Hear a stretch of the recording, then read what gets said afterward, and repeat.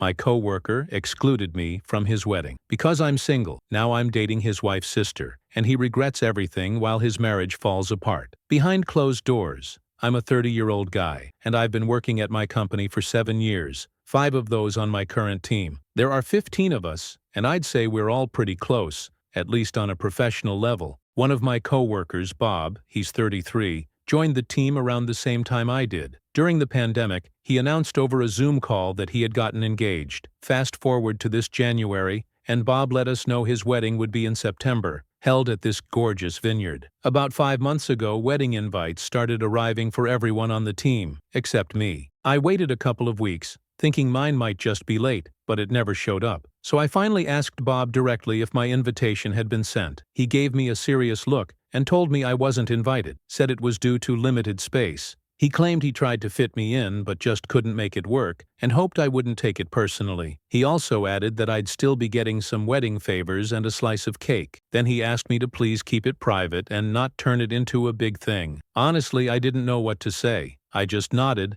and walked away. I won't lie, I felt hurt. I really hate feeling left out, and this stung twice as hard because I was the only one on the team not going. Plus, I genuinely enjoy weddings. They're usually a blast. I didn't bring it up to anyone, but I carried the frustration quietly. 3 weeks ago, the wedding came and went. Everyone said it was perfect. The venue was stunning, the food was top-notch, and the party was a blast. Oh, and apparently, they gave out a dozen fresh apple cider donuts to each guest. I never got any cake or favors, by the way. Come Monday, when we were all back at work, my teammate Sherry mentioned that people were wondering where I was. Apparently, Bob told everyone I was sick and couldn't make it. That really threw me off, and pissed me off too. I told her straight up that I wasn't invited. That's it. Her eyes went wide, and she asked me to confirm. I said yes, I wasn't invited at all. Well, word spread quickly after that. Around 5 other team members came up to me asking if it was true, and I confirmed it. Today, Bob returned from his honeymoon, and I guess he found out I had spilled the bean. He cornered me in the break room and was clearly annoyed that I told Sherry. He said it wasn't a big deal that I missed the wedding. I asked him, how would you feel being the only person excluded from something the entire team got to enjoy? We went back and forth for a bit until he finally walked off. I was still pretty shaken up, to the point that my project manager came over and asked if I was okay. She'd apparently heard about the situation. I told her I was fine, but it didn't stop other coworkers from quietly saying that Bob should have included me, and that what he did was wrong. Look, I get it. It's his wedding. He can invite whoever he wants. But am I not allowed to feel hurt that I was left out? So Reddit, am I the jerk for admitting I wasn't invited, and for feeling upset about it? Some extra context. Everyone on my team got a +1. 12 out of the 15 team members are older and either married or in long-term relationships. Besides Bob and me, there's one other teammate, a 26-year-old woman, who went solo and was still invited. Now I'm starting to think maybe Bob's wife didn't want me there, but I seriously have no clue why. We met once at a work Christmas party and chatted for maybe 15 minutes about Super Mario Maker and Breath of the Wild. I doubt she was ever into me. I mean, yeah, she added me online back then to download some of my levels, but we haven't interacted since. 3 years of complete silence. Maybe she just liked my game design skills. LOL. Also, for those wondering, I'm just as pale as the rest of them. There's nothing about me that stands out. Other folks on our team who are not white were still invited, and from the photos I've seen, the wedding crowd was pretty diverse. Now, Bob's not a bad-looking guy himself. He's a bit shorter than me, but still tall, and he's a genuinely smooth talker. I never got the sense he felt threatened by me, and I certainly never gave him a reason to. Up until now, we've had a solid working relationship. No arguments, no drama. Since we're only in the office a couple days a week, I usually don't cross paths with him unless I want to. But after this, I'll be keeping tabs on how he frames the situation. If it starts to spiral, I won't hesitate to bring it to our project manager. But the situation took an unexpected turn, and I thought I'd share what happened. Bob and I were both in the office today. He approached me and asked if we could talk. He suggested we clear the air over some drinks.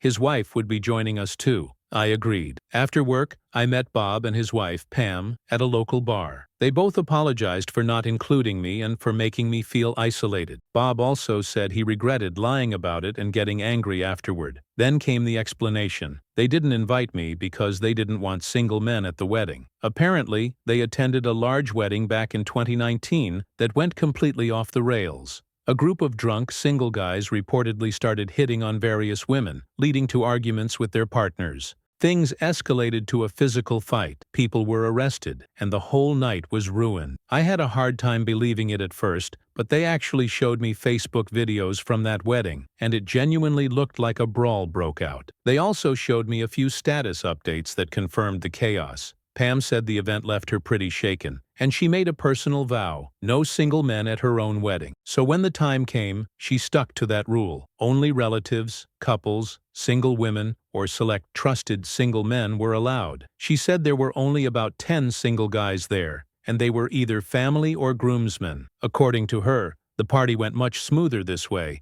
and she felt it created a safer, more relaxed environment for the women in attendance. Pam emphasized it wasn't personal at all, and she sincerely apologized for excluding me, but also said she'd make the same decision again. I asked if she and Bob didn't think I could behave appropriately. Pam said Bob pushed hard to vouch for me, but she wasn't willing to budge. Their compromise was that if anyone asked about my absence, she'd handle the explanation, and Bob got to choose the honeymoon destination. Here's the awkward part. Pam casually mentioned that she has a sister around my age who's exactly my type, and she didn't want her anywhere near me. I was a bit taken aback by that, but Pam quickly followed up by saying it was for my own good. Her words, her sister's kind of a SLT, and she didn't want her getting her claws into me. Again, her words, not mine. Bob admitted he should have handled everything differently. He wanted to be honest, but figured it wouldn't have made a real difference in the end. He also assumed I wouldn't be interested in going to a wedding solo anyway. I told them it hurt to be treated like some kind of potential creeper. Pam reassured me that she thinks I'm smart, funny, and overall a decent guy. She just wanted everything to go smoothly and drama-free on her big day. They both promised to make it up to me, but I said it wasn't necessary. Pam insisted and said it was important to her that I knew how truly sorry she was.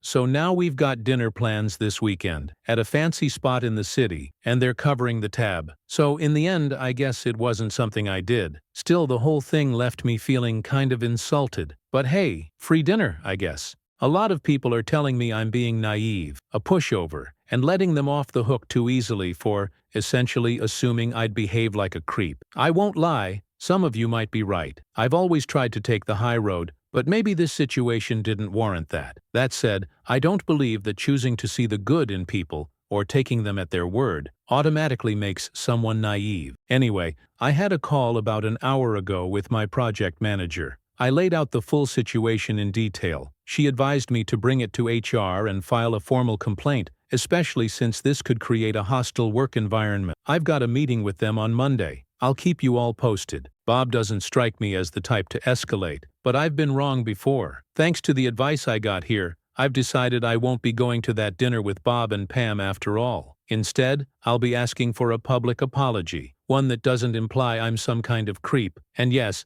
I'm absolutely requesting those fresh apple cider donuts. Not the store-bought kind. Real, fresh ones. Thank you, Reddit, for helping me see things more clearly. I may be passing up a Wagyu steak dinner, so I'd say you all owe me one. Ha! They had every right to organize their wedding however they wanted. My problem is with the misleading excuse they gave to cover their decision. For the record, I've never once talked to Bob about women. That was never part of our dynamic, and it's not something any of the guys on our team really talk about. Maybe some of the women do privately, but I wouldn't know. I've decided to give Pam the benefit of the doubt regarding her past experiences. Apparently she had to turn away several of her own single male friends, and Bob has a ton of guy friends who were also cut from the guest list. Pam and some of her friends have had really bad experiences being approached at clubs, and she was committed to making sure her wedding environment was safe and enjoyable for all the women there. The infamous wedding Royal Rumble took place at one of Pam's best friend's wedding. According to Pam, The event was completely ruined, and her friend and the groom were devastated. That incident really stuck with her. As for my own situation, I'd say the odds of me being invited were maybe 70-30. The deciding factor came down to Pam not really knowing me outside of our brief talk about Super Mario Maker level design. Bob apparently pushed hard to get me on the list, but Pam wasn't comfortable. Then she remembered her sister. Pam told me, although she loves her sister dearly, her sister is a huge SLT, Pam's word, not mine. She said her sister flits from guy to guy constantly, and I'm apparently exactly her type. Pam was worried her sister would have made a beeline for me, and she didn't want that drama. Bob pointed out that it would look really bad if I were left out, which is when Pam offered to take the heat. She told Bob that if anyone asked, she'd explain it herself. Bob was just hoping I wouldn't mind not being invited. Maybe I'm being naive, but I believe Bob genuinely felt bad about leaving me out. He seemed sincerely upset. Either that, or he's an incredible actor. He admitted the whole thing was poorly handled, and said there wasn't really a good way to do it. When it came time to explain, he said he panicked and blurted out that I was sick. He also admitted his frustration with me for not going along with the lie wasn't really about me. It was more about Pam putting him in that situation to begin with. Bob promised to make a full public apology in front of the whole team the next time we're all back in the office together, which will be in a few weeks. Pam, for her part, said she felt awful about excluding me and the other guys they had to cut, but maintained that she would make the same decision again to protect the women around her. She really emphasized wanting to make things right between us. She even said we should be friends and offered to make me a homemade meal, followed by wine and a few rounds of Mario Kart. I turned that down. That's when they suggested the upscale restaurant instead, and I initially agreed. It felt like a fair compromise at the time. They didn't even have to apologize, and yet they were offering me dinner, so I accepted. In hindsight, I probably shouldn't have, but at that point, I just wanted to wrap things up and head home. After reading a lot of your comments calling me a pushover, I decided to walk back on my decision to accept their dinner offer. I called Bob on his work line and explained my change of heart. He sounded disappointed but said he understood. I repeated some of the points you all helped me realize, and he agreed not to make a big deal out of it. He said we could just move forward. I thanked him for handling it maturely, and we hung up. I figured that would be the end of it. Not even 5 minutes later, my phone rang again. I sighed and picked up. This time it was Pam. She wasn't angry, but I could tell she was upset. She asked why I'd suddenly backed out of dinner. I told her the same thing I told Bob. The way they framed it made me feel like some kind of creep. I said I respected her past experiences, but that didn't mean I had to sit quietly while being treated like a potential threat. She said she didn't mean it like that, and that she believed I was a good person, but she couldn't take the risk when it came to her wedding. She practically begged me to meet her in person so we could clear the air properly. She kept repeating that we could become great friends if I'd just give her a chance to explain things more clearly. I told her, no thanks, and added that I was sorry for what she went through. I ended the call with, by the way, I never even got those donuts, and then hung up. Things have been quiet since, but Bob's back in the office on Monday, and I have a gut feeling Pam might do something unexpected. I really hope this is the end of it, but something tells me it's not. I'll update if anything else happens. It didn't. I got into the office 2 hours early on Monday, hoping to dodge any awkward after-work run-ins. To my surprise, Bob showed up just an hour after I did, which meant there was a good chance we'd still be leaving around the same time. Bob looked wrecked. And I don't mean tired, I mean mentally worn out. I've seen him after all-nighters, I've seen him hungover. But this was different. It was like he was just emotionally drained. When he walked in, he gave me a quick nod, and I returned it. Then we both got back to work. I kept my meeting with HR. Our rep is this wonderful lady named Sally. I gave her the full rundown, and she shook her head in disbelief. She said that in her 15 years of HR work, she'd never heard a dumber story. We actually laughed about it for a second. She told me it would be unofficially logged, just in case anything escalated. But for now, she said she didn't think Bob was a threat. Still, she advised me to stay alert. The rest of the day passed quietly. The most notable thing was catching a glimpse of Bob sitting at his desk with his face buried in his hands for what felt like a full minute. With about 2 hours left in the workday, I headed to the break room to grab some water. Bob followed me in and cautiously approached. I gave him a slightly confused look, and he just raised his hands like he was trying to signal he wasn't coming in hostile. He told me he knew he was probably the last person I wanted to hear from, but he really needed to talk. I told him okay, but I motioned for us to shift closer to where the security camera could clearly see us, just to be safe. Paraphrasing here, but he said, "Look, if you want me to disappear after this, I will. I'll never talk to you again. But let me buy you a drink and explain the parts Pam didn't tell you when we met." Bob sounded desperate, something I'd never seen from him before. Then he hit me with this line. "Look, man, I could really use a friend right now. I've always considered you one. Yeah, sorry to disappoint you all, but I'm a soft-hearted idiot." I agreed to meet up with him but made it clear this would be the last time we ever talked about the wedding mess. He promised and said he'd meet me after work. After our shift, we walked to our usual bar, the same one where I'd met him and Pam before. I half expected Pam to show up too, but she didn't. Still, I kept one eye on the door the entire time. Once we sat down,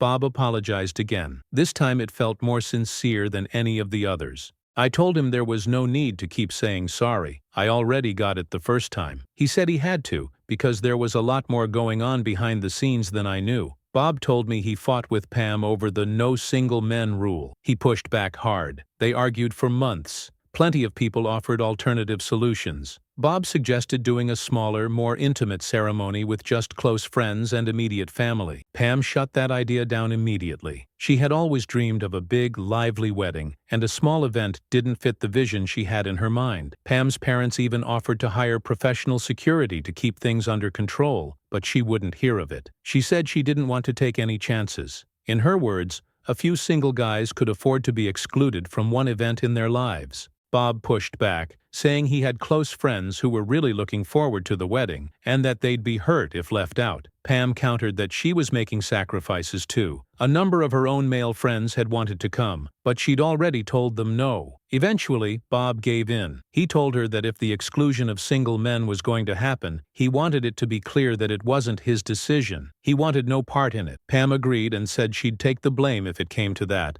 though she doubted anyone would be overly upset. As a compromise, she let Bob pick the honeymoon destination, since he was giving up a lot. They went to the French Riviera, if you're curious. Bob said the reception was amazing. He told me a lot of the women there were drunk out of their minds, stumbling around and laughing, but they all apparently felt very safe. Still, a loud minority was joking about the lack of attractive guys to dance with. Bob laughed as he recalled one guest calling it a lesbian wedding because there were so many women and barely any men. Ironically, a few of the women were hitting on the handful of single guys who were present, but Pam didn't seem to mind that. Bob insisted he wasn't trying to rub anything in. He just wanted to set the stage for what happened afterward. When they got back from their honeymoon, they walked into what Bob called a PR firestorm. Apparently, Pam had lied to her male friends about why they weren't invited. One of her close friends eventually spilled the truth, and things exploded. The excluded friends were furious, feeling like Pam had essentially labeled them potential predators.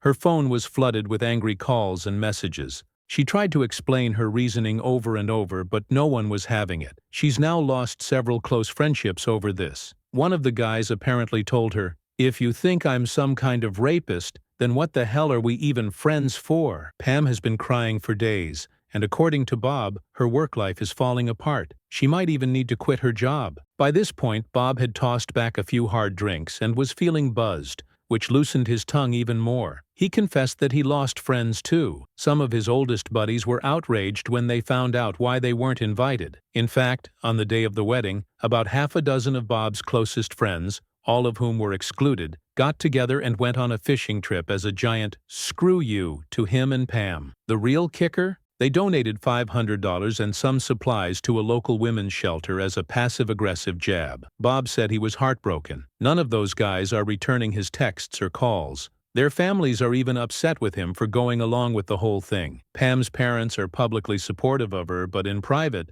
they've been pretty critical. She's lost nearly everyone except her bridesmaids, and maybe 3 other friends who still support her decision. According to Bob, Pam had a full-on breakdown recently, sobbing and yelling, "Why can't anyone just understand my point of view?" It was surreal to hear all this, but there was still more. At this point, we'd been talking for nearly an hour. Bob was visibly tipsy, so I pressed a bit to learn more. He told me that, At first, Pam had been completely firm in her belief that excluding single men was the right move, but recently even she's begun to question herself. She admitted to Bob that while many people understand where she was coming from, the approach might have been too extreme, and possibly even sexist. Bob and Pam have had multiple blow-ups over everything, and their relationship is seriously strained. Instead of basking in the newlywed glow, Bob told me he's filled with resentment. His words, "I should be happy and feeling close to my wife right now. Instead, I'm pissed off at her because she cost us so many friends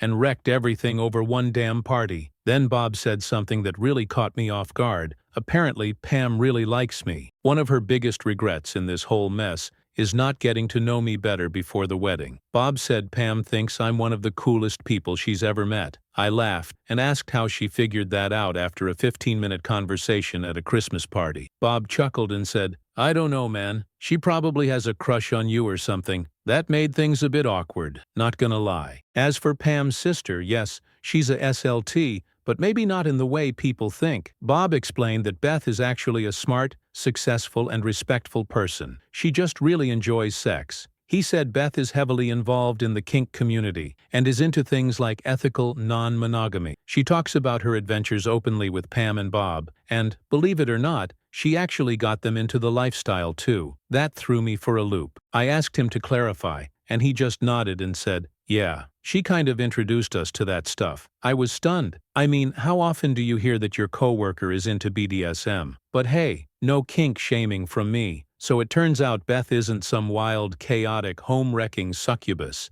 She's just a regular woman who enjoys sex. Bob said Pam was afraid Beth and I would hit it off. Apparently, we share a lot of the same hobbies and personality traits. According to Bob, Pam wasn't exaggerating. I'm exactly her sister's type. She's into tall guys, and based on what he'd heard, Beth would have been all over me if she'd known I was single. Naturally, I was curious. I asked Bob if he had a photo. He pulled up her Instagram, and damn, she was absolutely gorgeous. She looked just like Pam, except a little curvier. I won't lie, I got pissed at Pam all over again, lol. Bob added that Pam has always been slightly jealous of Beth. I couldn't understand why. Pam is stunning herself and practically Beth's twin. Bob laughed and said, "As a screw you to Pam, I'm giving Beth your Instagram. You two can start DMing. I'll even put in a good word." I thanked him, laughing, but I could tell he wasn't joking. Bob said Pam was desperate to patch things up with me because I'd left such a strong impression on her. She thought we'd become really good friends if we spent time together. Bob admitted she was just grasping at straws at this point. She'd lost most of her friends and was trying to gain one back. He promised to rein Pam in so she wouldn't keep bothering me. By now, Bob was very tipsy. He told me he was starting to have serious doubts about the marriage.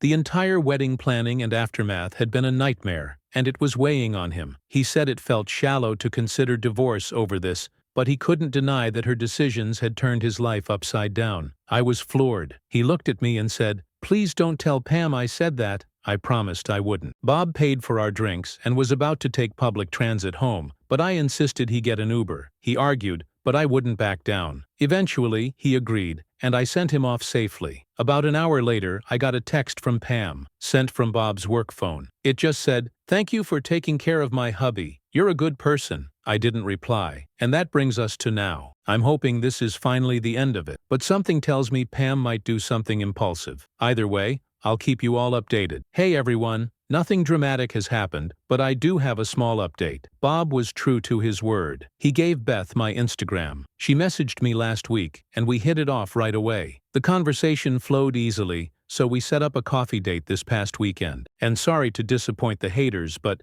the date was amazing. We talked about everything: our hobbies, interests, future goals, careers, families. Bob wasn't kidding. We have a lot in common, right down to our favorite snacks. Things went so well that we met up again for after-work drinks at a bar near her office. That second date? Even better. Now here's the part I think you'll enjoy. This weekend we're going on a hike together. But not just any hike. We're planning to swing by the winery where Bob and Pam had their wedding and finally grab me some of those damn apple cider donuts. If that date goes well, I'm planning to ask her to be my girlfriend. There's just something about her. She feels special. That's all for now. I'll update after the hike, but honestly, I think this whole situation is nearly wrapped up. Bob has kept his distance. Pam hasn't reached out in a week. If things stay quiet, the hike update might be my last post. Thanks again for sticking with me through this insane ride. I'm honestly head over heels for her, lol. This past Saturday we finally went on that hike I'd mentioned, and it couldn't have been better. The weather was crisp, the fall colors were glowing, and the view from the summit was absolutely breathtaking. We had a quiet picnic up there,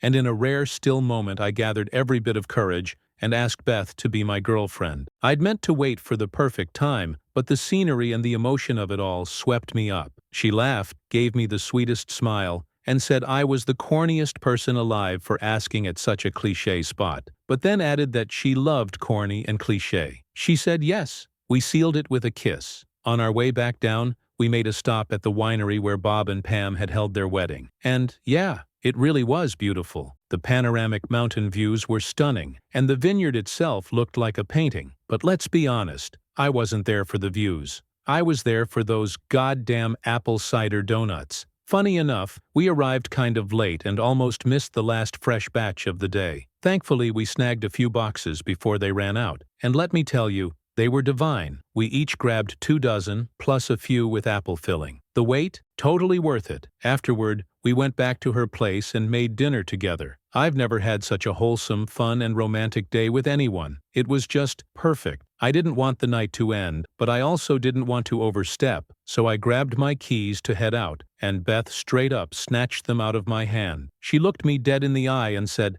"If you seriously think you're leaving, you're out of your funning mind." I must have looked like the Cheshire Cat. I couldn't stop smiling. We spent the rest of the weekend together. Sunday morning, we had brunch at a little cafe and took a long walk through the city. We held hands, popped into shops, did some sightseeing. It was the kind of day you never want to end. Sadly, it did. Sunday night came, and we had to part ways because, well, Monday morning adulting. I'm not gonna lie, I was nearly in tears. And yeah, I know it sounds dramatic, but today at work I've been completely miserable without her. It's that giddy high school feeling when you're with someone new and you just can't stand being apart. It's ridiculous and sappy, and I don't even care. Now, I know most of you didn't follow this story for the love story. You were here for the drama. So here's your last little dose. Beth and I made things Instagram official on Sunday. Apparently Pam saw it through her sister's profile and didn't take it well. She messaged Beth that night and asked how we met. Beth told her,